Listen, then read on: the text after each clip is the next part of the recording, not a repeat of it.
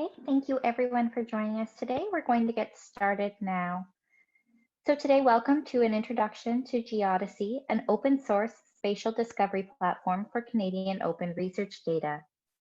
With the increasing demand for geographic components in research, there is an opportunity for research data repositories to provide alternatives to text-based discovery. This webinar will introduce Geodisy, an open source spatial discovery platform for Canadian open research data developed by a UBC team over the last 18 months. So just a few housekeeping notes before we get started. You may have noticed that you'll be muted automatically when you enter the room. This webinar is currently being recorded and the chat may be archived for those who are unable to attend. We encourage everyone to use the latest version of Zoom so that you have access to all of the features. Please use the chat feature if you are having technical difficulties or have additional resources to share. We encourage you to use the Q&A option to ask questions of the presenters. You may also use the chat feature. Questions will be addressed at the end, and you can also raise your hand if you wish to ask your question out loud. Questions may be asked in English or French. We abide by the CARL Code of Conduct. We'll place a link to that code of conduct in the chat. CARL is committed to providing a welcoming, safe, and harassment-free environment for its staff, membership, committees, and working groups, as well as for participants, speakers, and organizers of CARL meetings and events. We do not tolerate harassment of any kind. I'd like to welcome today's presenters. We have Eugene Barsky from UBC, the head of the Research Commons. Eugene Barsky is the head of Research Commons at UBC. Eugene is chairing the National Portage Data Discovery Expert Group, participates in building the Canadian Federated Research Data Repository Service, FRDR, and collaborates with Research Data Canada and the European Union through OpenAIR. Eugene is the lead principal investigator for the National Geodisy project funded by CANARY. His recent peer recognition included the American Society for Engineering Education and Special Library Association awards. He published more than 25 peer-reviewed papers and presented at more than 50 conferences. Eugene is an adjunct professor at the iSchool at UBC, teaching courses in science librarianship and research data management, and is one of the founders of the Pacific Northwest Data Curators Group. We also welcome Mark Goodwin from UBC Metadata Coordinator. As the Metadata Coordinator for the Geodisy project, Mark works alongside the FRDR team to provide expertise for the creation, management, and presentation of metadata for geospatial discovery. He is the co-chair of Portage's Dataverse North Metadata Working Group, which establishes metadata best practices for Canadian researchers using Dataverse. Mark is passionate about improving access to information and is excited to help enhance discoverability of research data in Canada. We also welcome Paul Dante from UBC, software engineer. Paul is the primary software developer on the Geodisy project and works as part of the FRDR team. His multidisciplinary background includes both computer science and geology, with degrees and work experience in both. Paul has been working at UBC since early 2019. So welcome to Eugene, Mark, and Paul. And I'll pass this over to them now.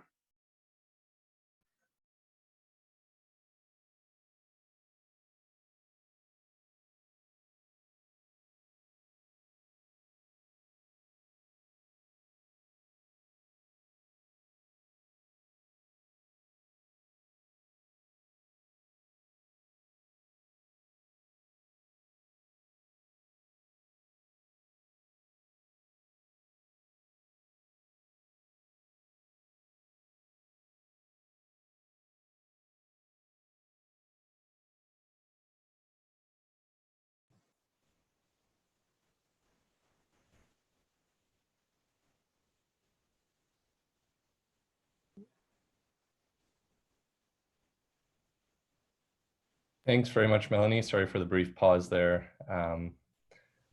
Just had to wait to be unmuted by the Zoom gods. Thanks so much for having me. Thanks for the introduction, Melanie.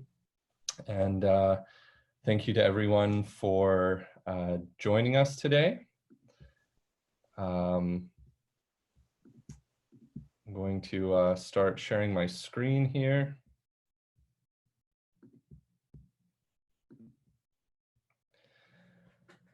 So very appreciative of everyone for being here. Hope everyone is staying safe as can be out there. I'm very excited to be here. It's nice to be wearing a blazer. I feel like this is the most dressed up I've been in months, so that's kind of nice. As Melanie mentioned, my name's Mark. I'm the metadata coordinator for the Geodisy project. Eugene's the PI, and Paul Dante is the software engineer. So I'm going to do most of the speaking for the duration of the presentation, and then Paul and Eugene are also kind of waiting in the wings and will be available for questions at the end of it. I am going to be spending some time talking about the background of the project, how it works, and then I'll jump into a live demonstration after that. Just a quick, a little bit of background information before we get started. Geodisy was initially funded by Canary for the last year and a bit, and we've now moved into NGO funding in partnership with Portage from April 2020 onwards. I'm very grateful for all the generous funding and belief in the vision of for the work we're doing. So we're kind of referring to the Canary funded portion as phase 1 of Geodisy, and to the April onwards portion as phase 2. So if you hear me using those terms, that's what I mean. In this presentation, we're going to focus mainly on our achievements in phase 1. And we're very excited that the platform, that the tool is now live and available to be used by anyone. So what is Geodisy anyway? It is an open source discovery tool that allows users to find open data from Canadian researchers using an interactive map, basically. So the map search is the main feature of Geodisy. That's kind of the big selling point that we're so excited about. A few other key aspects to point out.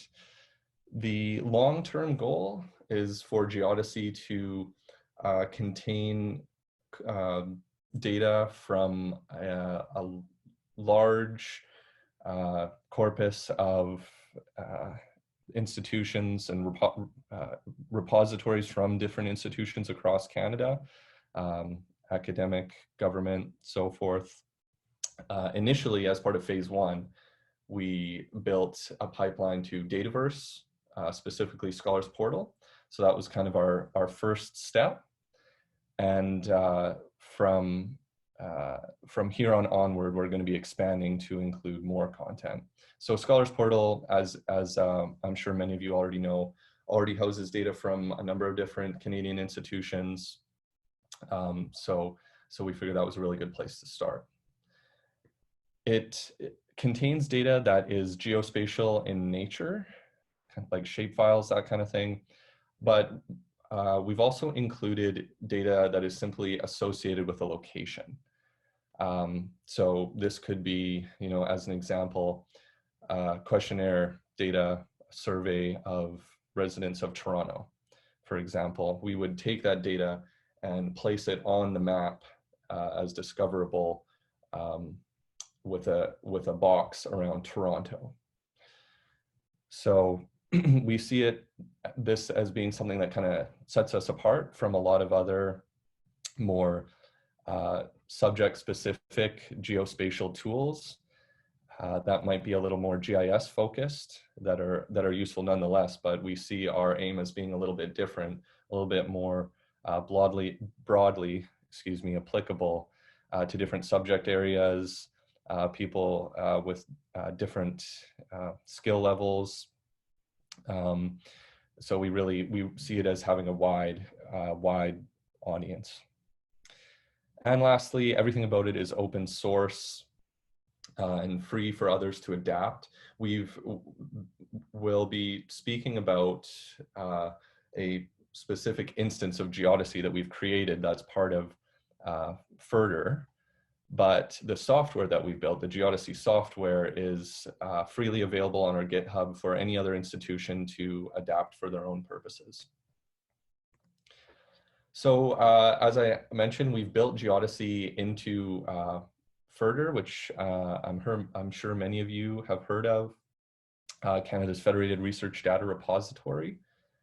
So Further already covers it does a great job of covering the aggregate aspect of discovery that I mentioned in the previous slide.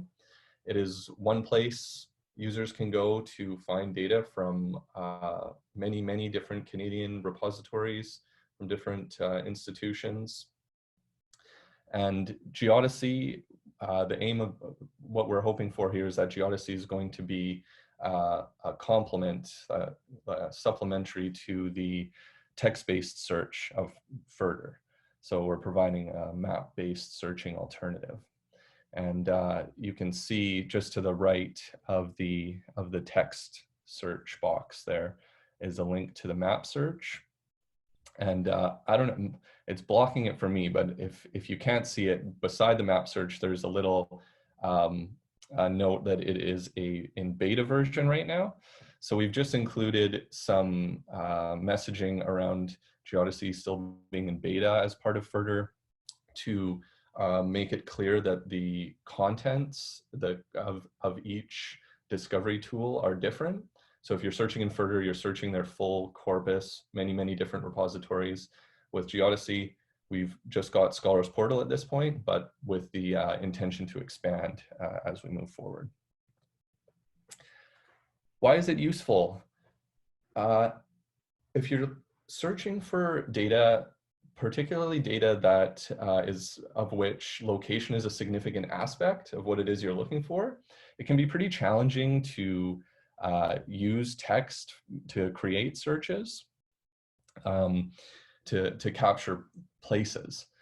And an example I have been using for this slide is a friend of mine who is doing field work, doing research in northern Canada, and also a little bit into Alaska.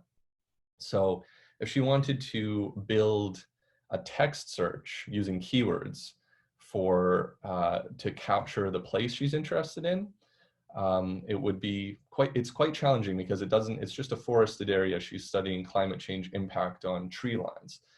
So it's not defined by official boundaries. So a text search might look something like this. You start out with BC, British Columbia, all the terms you can think of for that. But you don't want the lower mainland in there. You don't want South BC. So you might try a proximity search with north in there. It's also a little bit in Alaska and the Yukon. So you got to kind of throw those in. But then what if, a depositor had just included a park name? That's a possibility. Then parks can be called preserves as well, or reserves, and yeah, can get tedious quickly, right? So the idea with Geodisy is that you are just going to use the map, zoom in to the area that you're interested in, and then hit search. So there you go, much nicer. Nicer to look at. This is a screenshot of our interface. So I'll be coming back to this a little later, but you can see the main kind of map portal window there. That's the main discovery area. So we'll come back to this when I do the live demonstration in a little bit. Why it's important, we made sure to support FAIR principles in a number of different ways as we were working on Geodisy. So we just highlighted a few of those points here. The enhancement and standardization of metadata, increased discovery points and new discovery points too. As far as we know, there aren't a lot of other countries doing this on a national level like this. This kind of map-based search ability. Australia is doing it. They have a national map-based discovery layer. So we've been collaborating with them a little bit, but we do see this as being a really exciting new thing. And then also the open source aspect to it. As I mentioned, the software is adaptable for other groups to use, and we see it as a contribution to the open data community. So I'm going to spend a little bit of time talking now about how Geodisy works, how the pipeline is constructed, and how the nuts and bolts of things. So first, to highlight 3 of the main components we use in the Geodisy software. All 3 of them are open source. The first one being Dataverse. That's where the contents come from. Scholars Portal specifically, as I mentioned. GeoServer, so it's a server for publishing and distributing geospatial data. This is what will allow us to have a preview of data. If that data is geospatial, if it's a geospatial file type, then we can actually preview the geospatial data right on the Geodisy record page. There'll be a nice map overlay of it. And also it allows for the user to have the option to download the geospatial data in different formats. This isn't quite working just yet. We're still developing this one, hoping to have it released by the end of this month. So this one's coming soon. And GeoBlacklight is the discovery layer itself. So GeoBlacklight's a pre-existing user interface geospatial discovery tool that we've adapted for Geodisy. And just a quick note, all 3 of these groups have wonderful communities built around them that have all been really, really helpful and invaluable in the creation of Geodisy. So just want to take a moment here to say thank you to the communities that are associated with each of these tools. Going through the steps of how the pipeline works. So first of all, we harvest metadata from Scholars Portal. Anything with a geospatial component or a geospatial file. So we take those whenever possible. There's approximately 2,500 data sets and 500 dataverses in Scholars Portal. Then number 2, we generate bounding boxes for each eligible data set. I'll talk a little bit more about bounding boxes in the slides to come because they're very important. It's what Geodisy and GeoBlacklight really need to function and perform searches. So bounding boxes are the, based on coordinates, the boxes that show the location of the data. Number 3, metadata is crosswalked to ISO 19115, which is an international standard for geospatial metadata. It's a very thorough, comprehensive description for geospatial data. So that is available for download on each of the Geodisy records at the dataset level. And then it's also crosswalked to GeoBlacklight, the GeoBlacklight schema, which basically just allows for search functionality of GeoBlacklight. And then number 4, as I mentioned, coming soon, the GeoServer portion. Number 5, all metadata is made publicly available on OpenGeoMetadata.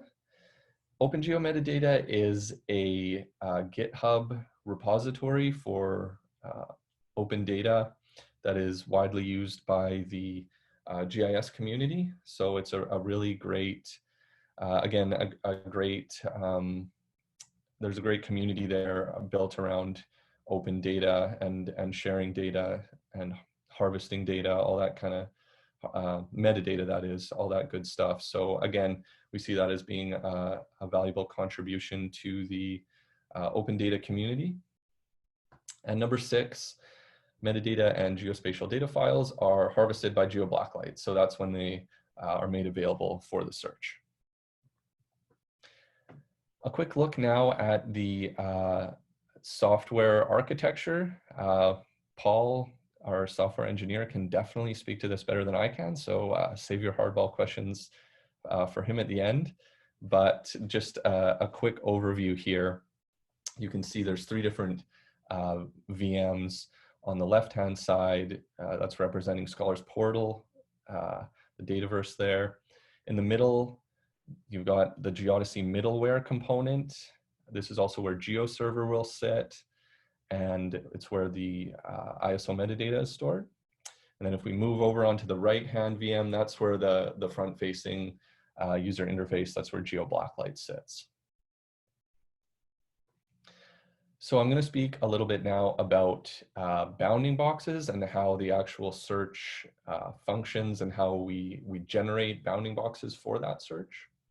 So as I mentioned, bounding boxes are vital. Geodisy needs them to perform searches.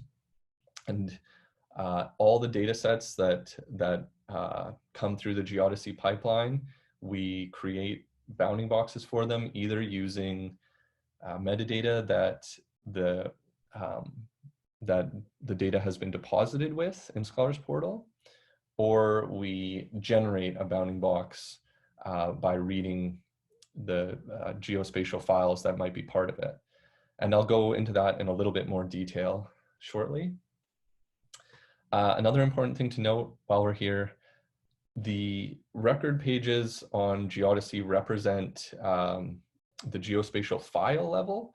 And what I mean by that is if there are data sets that have multiple geospatial files or multiple locations or multiple coordinates included, then those are actually going to be broken up to separate records, but linked as part of a series. I'll show you what that looks like when we do the demo, but important to point that out. And last thing to mention here is that if there is no geographic component, it doesn't get included in as part of Geodisy. So we'll look a little bit now at how we make the bounding boxes. And this slide is first just an introduction to metadata in Dataverse. So Dataverse uses several different what they call metadata blocks to generate metadata. The citation block is where the basic description happens. And then there are a number of subject-specific metadata blocks: geospatial, social science, astronomy, life sciences. So Geodisy uses, of course, some of the basic description fields, but the geospatial metadata block is really key to what we use to generate the bounding boxes. So that block is quite vital for us. In the next few slides, I will kind of follow the step-by-step process that we use to attempt to generate bounding boxes. So the first thing we do is we check to see if the data set contains a geospatial type file. If it does, then we use something called GDAL, which is another open source tool to read the geospatial files and attempt to extract coordinates. If we are successful in doing that, then we use those coordinates to create a bounding box. If not, if the data does not have a geospatial file, or if GDAL doesn't successfully pull coordinates from it, then we move on to looking at the actual metadata that the data set was deposited with. So this is another look at that geospatial metadata block. The first thing we look at is the bounding box coordinates. If it has coordinates there, then that's what's used to generate the bounding box, or if there are multiple, again, we generate multiple bounding boxes. If the coordinates aren't there, or if they're invalid, then we move on to the geographic coverage section. So this is where place names are. So if we have a valid place names that we can use here, we use another open source tool called GeoNames, which is a database of place names that includes coordinates. We find it really useful because it lists alternative names, alternative spellings, multiple languages too. So we use this section and we cross-reference it with geonames, and then we pull the coordinates from there to create the bounding box. And we've also just noted here that we do require, if there's city filled out, we require province and country. If it's a province, we require the country, just to make sure we're being totally accurate. So we don't end up with, Springfield and we don't know where it is, or, city Paris, and is it Paris, France? It could be Paris, Texas, you don't know. So we do want to make sure we're getting accurate readings from there.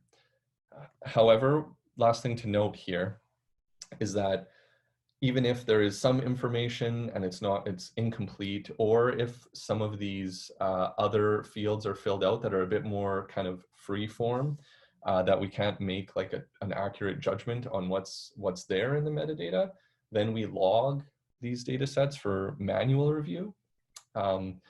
So we are trying to take into account everything that could potentially be mapped into Geodisy.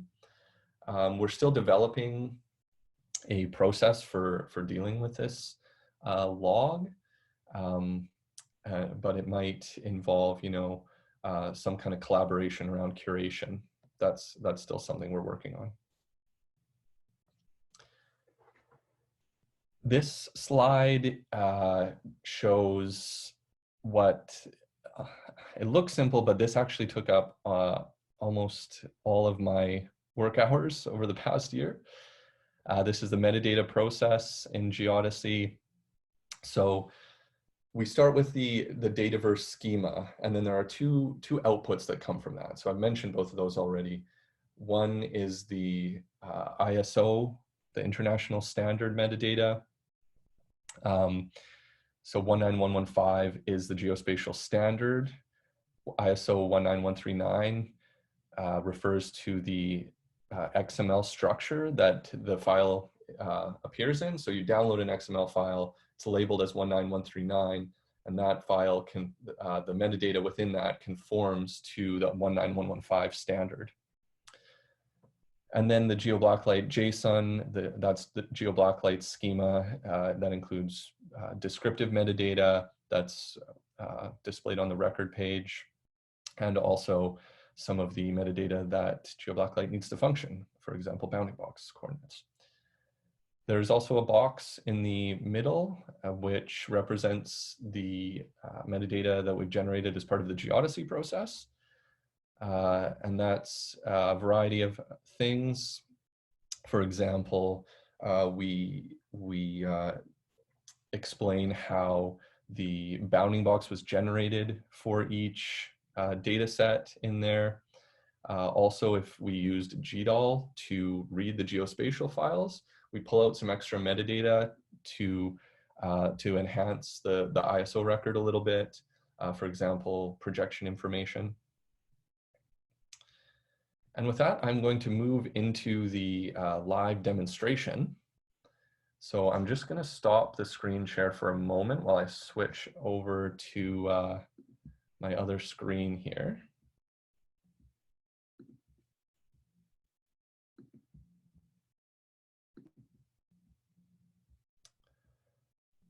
Okay.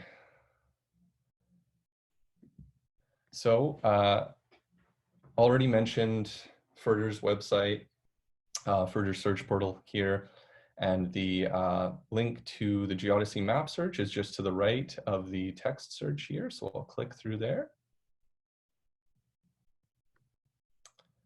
And here we have it. The first thing we hope you'll notice when you come to this page is this banner that we've put up.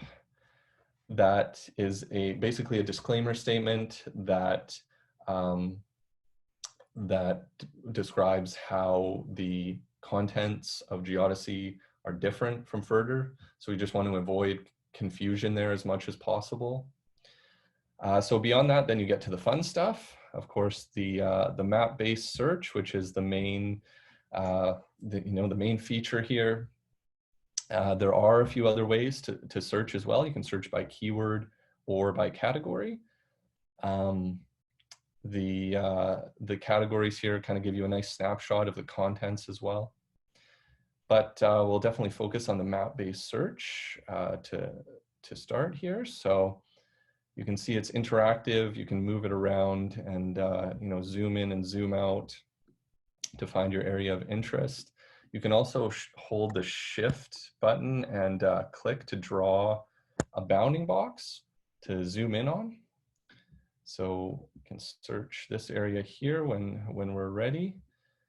And this is the results page you'll see. So what this means is within this area of the map here, there are 774 data sets in the Geodisy collection in this area of the world. And when you hover over the different results, you'll see the location of the bounding box. So you get that cool visualization there. And if you move the map, you'll see the results change. So it refines the search as you move the map. So if we bring it back over here, you can also see there are a number of different filters on the side to refine your results. And there is an option to list up to 100 results per page if you kind of just want to get a snapshot of everything that's available within that area. There are different ways to sort the results. You can sort by year, publisher, title as well. A quick note about the relevance algorithm. What that does is it prioritizes results that kind of best fit the window you've searched for. So you can see, if I zoom out a bit, let's say I zoom out to all of North America, you're going to see things that are more like Canada sized or America sized there.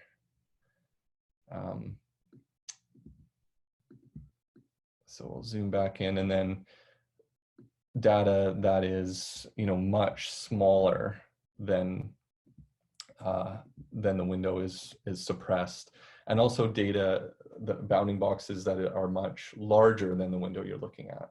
So if we've got this window here, if we have a bounding box that covers all of North America, this would show up in this results list because we're looking at kind of a portion of that area. However, it would be pushed down the list a bit. So I'll take you into a record page now. This is what the record page looks like. This data set is BC transit routes for a few areas in Lower Mainland. So you've got the descriptive metadata right away, gives you an idea of what's in here. A link out to the original data source. Of course, just being a discovery layer, we want to drive traffic back to the original source as well. This map here, it shows the bounding box, but this is where you'll see that geospatial preview once we get that up and working. If the data is geospatial, then you'll see an overlay on the map here of that geospatial information. This is a link for the XML metadata, the ISO metadata. You can download that. You can also download the original shape, the original file right from this page here. And GeoServer will also allow for, once we get it working, you'll be able to export data in different geospatial formats if the data is geospatial as well. And I mentioned before how we're breaking things down based on within data sets, if there are multiple coordinates or multiple files. This is an example of that. You can see this is part 5 of a series of 7 that are all part of the same data set that we've broken up. And you can see the others linked here. So this one's focused over the Victoria area on Vancouver Island. If I want to browse all 6 of these records that are part of the same data set, you can see they're kind of in different areas in the lower mainland. So that's somewhere where we just wanted to be as accurate as possible for discovery. Last thing I'll mention here is this data type section. So if the data is geospatial, then it's broken down based on data type. If it's just something that's been, we've generated a bounding box because it's associated with a location, something we're calling quasi-geospatial data, if you want a jargony term, we've just put it into this undetermined catchment. So that's one way of differentiating between the geospatial data and the quasi-geospatial data, just the location-based stuff. So that's the end of the demonstration. It's not super complicated. It doesn't take a long time to go through. That's kind of our intention. We want it to be a straightforward, easy to use tool for folks with different skill levels. We just want it to be really accessible. I'm going to go back for my last few slides here. Just gonna bring it back into my presentation.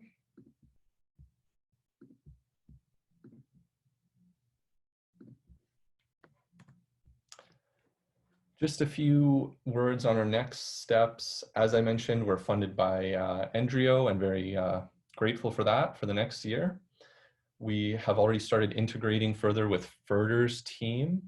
So we're going to be working together to add new repositories to Geodysy's collection and linking up to FERDR's metadata feed. So we won't actually be building individual pipelines to each repository now. We'll actually be more efficiently using FERDR's metadata feed and harvesting directly from that. I mentioned the geospatial data preview. That's upcoming next month, hopefully. Also, a French translation of the interface is in the cards for this year. This is just a quick look at what that geospatial preview looks like. This is NYU Spatial Data Repository, which is also using GeoBlacklight's interface. So you can see it's pretty cool. You get the full geospatial overlay on the map right on the record page. And with that, we've got our project team listed here. Also the GitHub, our GitHub website is listed here if you want to go check out all the code on there. If you want to tweet nice things about us, you can use #Geodisy. And we want to also say a really, really big thank you to the many, many people who have contributed to our project over the past year and moving forward as well. We had a core university team, Paul Dante, Evan, Edith, Tang, and Venkat were all part of a really great team at UBC. Jason Broder, Amber Leahy, Marcel Fortin were project partners that were really helpful. And then the rest of the people on this list are all part of that Portage Further team: Lee, Kelly, Neha, Alex, Todd, Joel. Everyone here was super helpful and contributed a lot to the project. So big thanks to all these folks and the others beyond this list who helped as well. So that's the end of the presentation. I hope folks are as enthusiastic and excited about having this tool available as we are. And at this point, we're happy to answer any questions you might have, which I believe Melanie will be facilitating. Yeah, so it looks like we have a number of questions to get us started. So the first question from Reina, she's curious about the scraping of content from Dataverse and what goes into the metadata file for items like attributes, license, and constraints, just to make sure that proper credit and usage restrictions are transferred over. Yeah, that's a great question. So we use, when we scrape the metadata from Dataverse, we use the Dataverse JSON export just to make sure we're capturing all the metadata that we can from there. And then we did try to do a really thorough crosswalk into ISO that includes all the kind of licensing information and everything. Another important thing to note here is that we are only taking open data. So we're not taking anything that's private in any way at this point. So everything is publicly accessible that's in there. I don't know if any of the my coworkers have anything to add on that one. I think that covered it. Yeah, we're only doing open data sets, so there's not issues of exposing anything that shouldn't be exposed.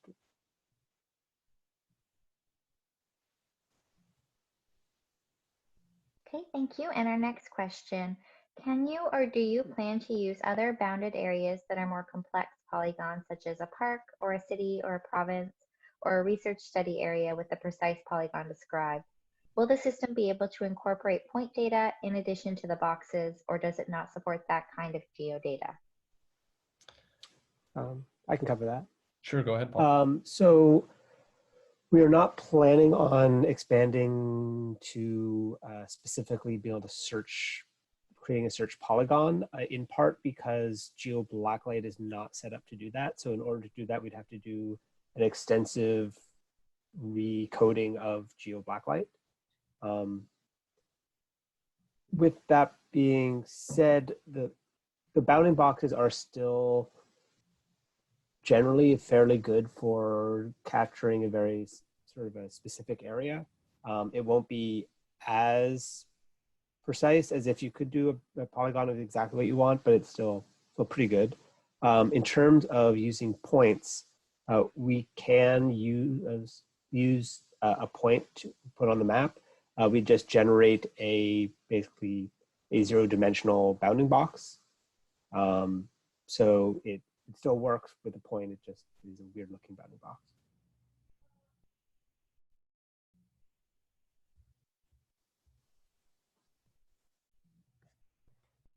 Thank you. And kind of along similar lines, do you anticipate someday being able to draw a box on the map with your mouse to select an area to search? Or how about displaying the layers of boxes that represent available data in the search results so you can zoom in to select data sets instead of using the list to see the geolocation bounding boxes?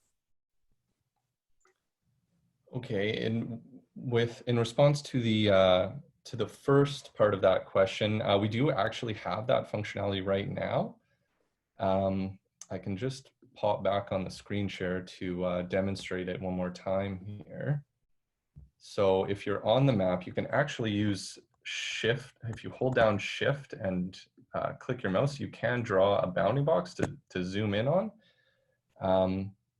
Some of the functionality is not quite as like comprehensive as other GIS discovery layers, just because we did want to focus on keeping this really kind of like straightforward and easy to use, but it does have that ability.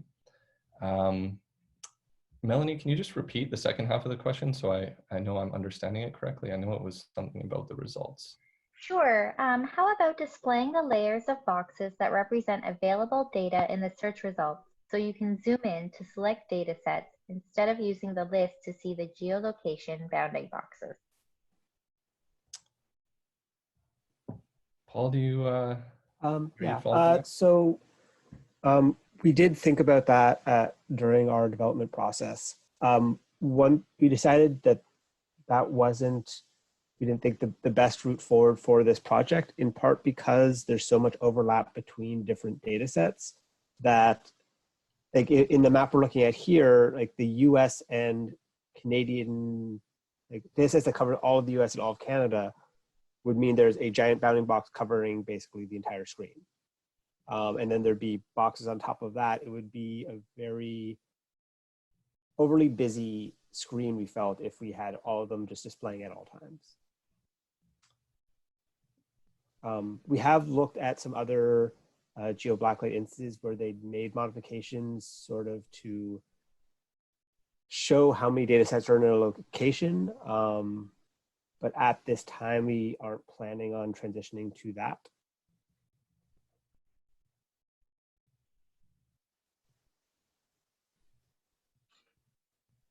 Thanks. So another question, going back to Dataverse. So how do you respect Dataverse's file access restrictions? So things like the acceptance of terms and conditions and the limits in showing previews and allowing downloads. So we're respecting that in that we are not touching, like when we do our harvest, if it says that it is, if it doesn't say it's a completely open data set, we immediately stop touching that record entirely. And so it never makes it to our front end for people to interact with.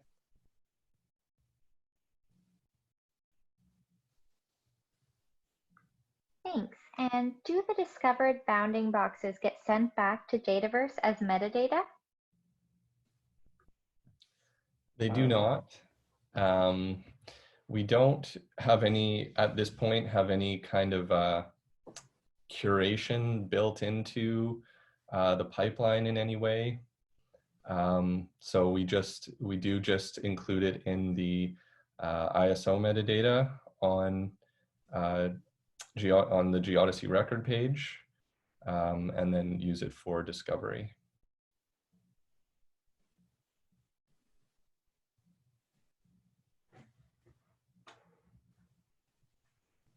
Okay, and our next question, when you click the download shapefile button, does it grab the original data set? And is that pulled from Dataverse or from GeoServer?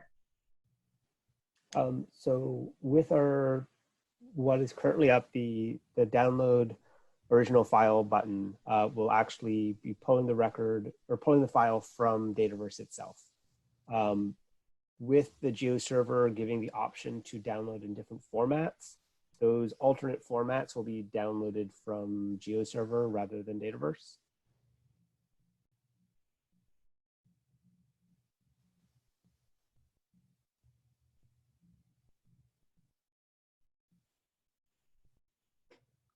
And our next question, is the Dataverse representation of geodata able to support complex areas?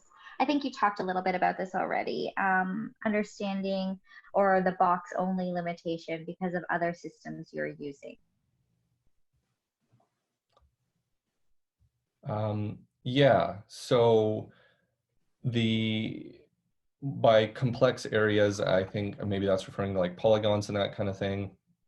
So yeah, again, you know, if it is something like that, we do just kind of like map a bounding box onto that area. So the discovery portion of Geodisy is really just based on bounding boxes. So I guess the smallest box you can create over over the data location, with the geospatial preview also being a feature on the record page once we get it working.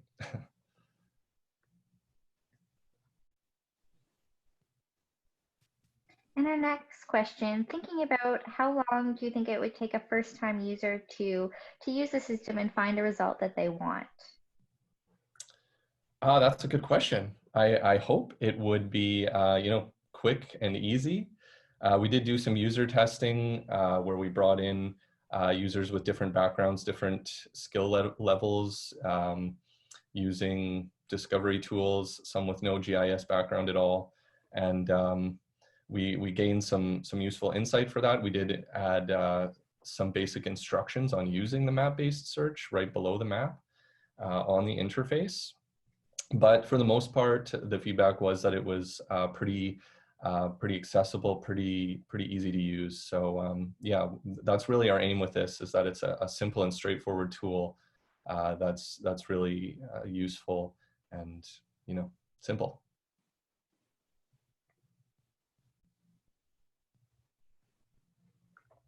And our next question, do you anticipate that other installations of Dataverse will be able to install and operate Geodisy? That is to say, how is the documentation and will you be answering installation questions? Paul, do you want to take that one? So we have documentation on how to set up a Geodisy pipeline on our GitHub repository. I'm happy to answer questions if people are trying to set one up. In addition, if people just want to add their data versus to our existing pipeline, it's quite easy to, probably in a matter of a couple minutes, I can add their link to their repository, and then when we do our nightly harvests, we could then start harvesting that day. Thank you. So our next question, does it have the capacity to pull data from Scholar's portal that has an embargo so that data is findable earlier on? That's a good question and something we haven't talked about, but I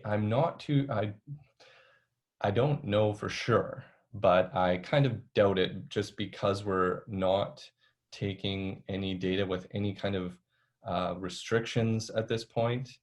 But that's actually a really good question and something I'm going to make a note of to explore further.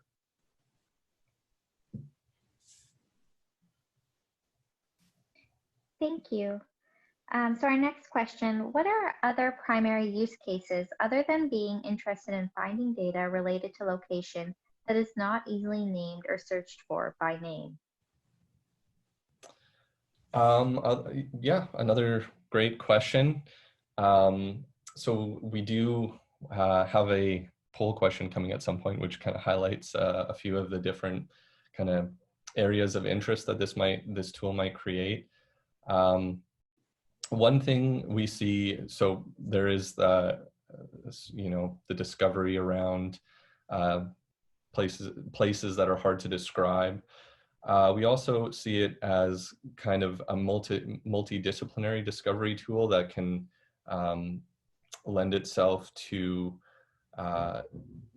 discovering things beyond your own specific area of interest. Like there's going to be a lot of variety in the data that's going to be available on there. We see it as being a useful contribution to the open data community. We've made the metadata available for harvest, and we've done some work to enhance that metadata and make it available, as I mentioned, in that international standard. So those are a few things. Paul, do you have anything to add? So I think one thing that I really liked about this project. So when I was doing my master's in geology, a number of times I was talking to friends who were not in my field, but were in semi-related fields, and they would talk about something that I had never heard of and would never have thought to look up, but because I just happened to be talking to them, I found out that this thing that was actually very relevant to my research. And so by doing searches based on location rather than specific keywords, I think there's a lot of potential to find information that you didn't even realize existed, that is relevant to your field, even if it's not directly part of your field. Okay, that's what I was trying to say with the first part of my answer, but that was way better than what I said. Thanks. So we do still have a few more questions, but in the meantime, I'm just going to post our poll that Mark mentioned, just to get a little bit more information about today's attendees. So you should see a poll on your screen right now.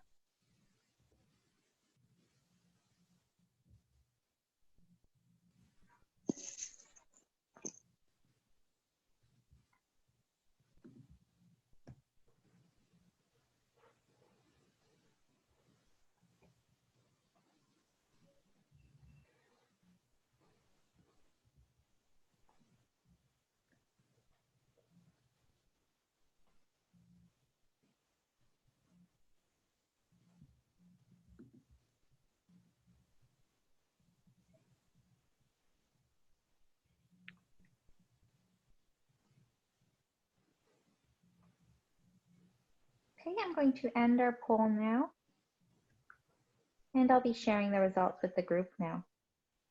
So it looks like what interests or excites you most about Geodisy. The top response was new discovery tool to share with my institution's research community with 49% of the results. This is followed by discover data from other institutions using Geodisy's map search, and then followed by see my institution's data made available in Geodisy, and finally adapt the Geodisy software for my own institution or group.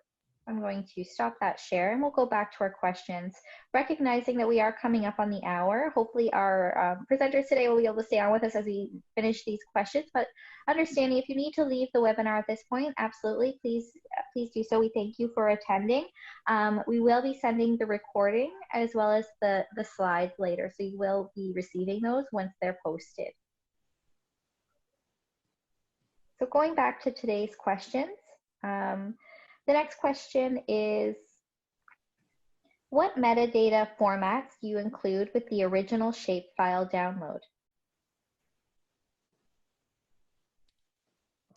If with the actual direct download of the shapefile, I believe it's just the actual shapefile or shapefile file, since shapefiles are made up of multiple files. There's no separate metadata that's included in that download.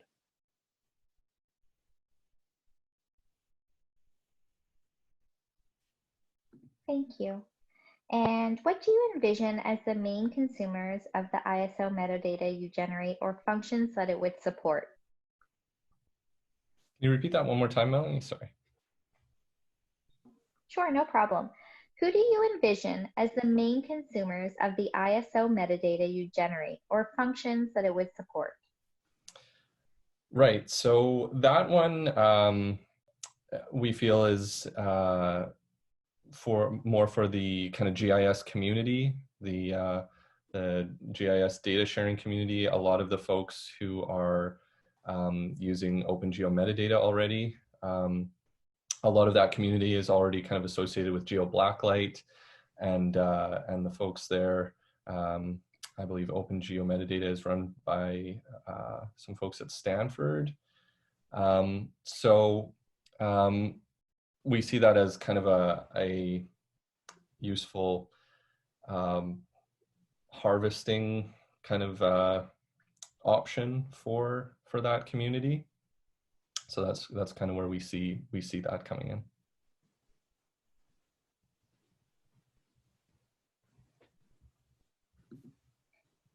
Thanks.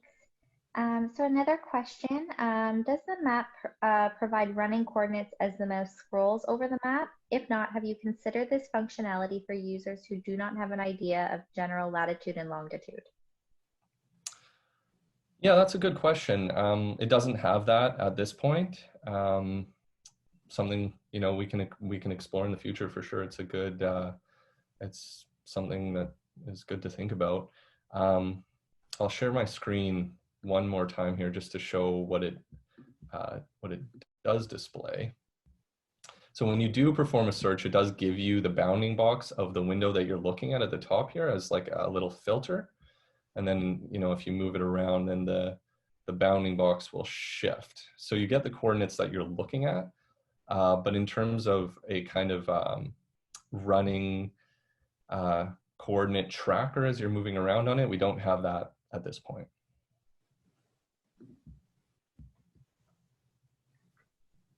Thanks. And our next question, is it possible to show points on the map for results shown to help discovery?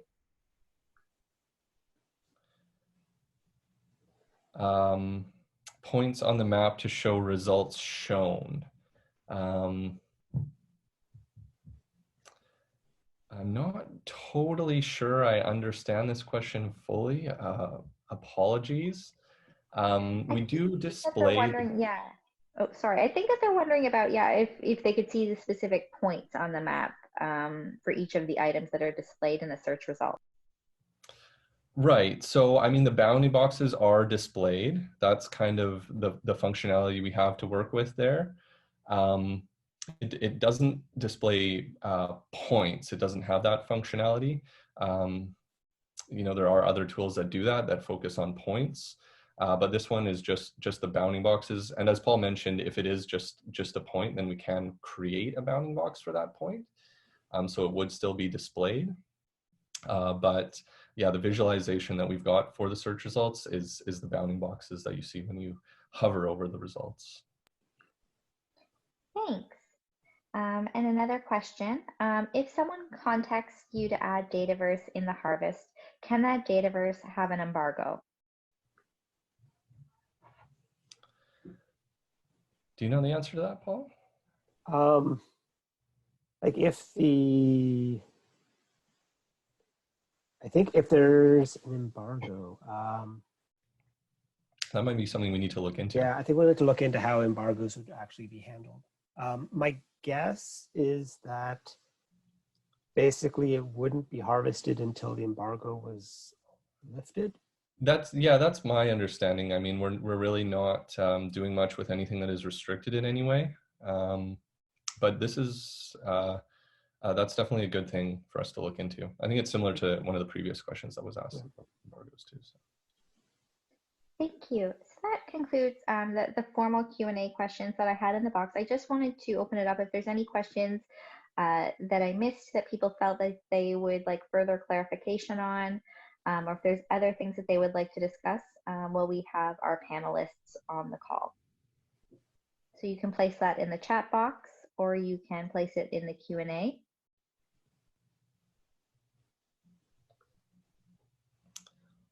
Lots of great questions. Thank you very much.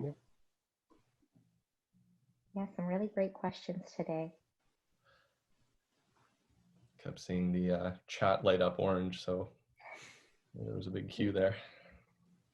And thanks to everyone for all the kind words on here too.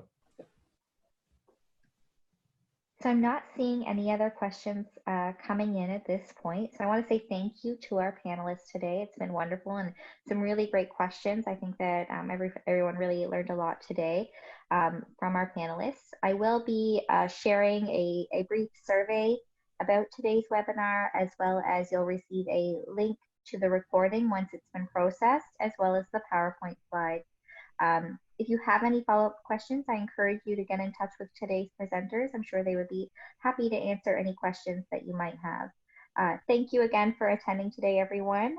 We appreciate you making time. Oh, sorry, I spoke too soon. There is a quick question.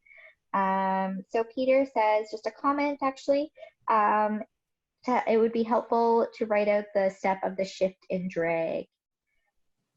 Yeah, that's a great comment, and something that we are actually thinking about doing.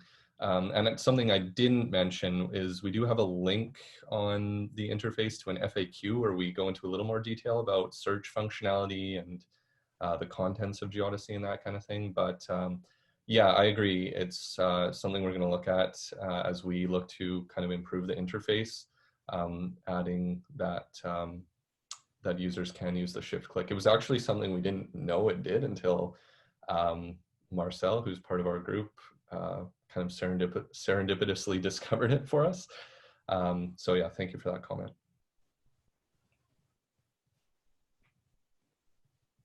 All right, thank you everyone. We thank everyone for attending today. And again, we'll be sending along an email shortly for everyone that registered for the webinar. They'll receive the PowerPoint, a link to the recording, and a link to our survey. So thank you again. And I will be sure to share that with you shortly. Thanks very much, Melanie. Thanks for having us. And thanks to everyone for joining us.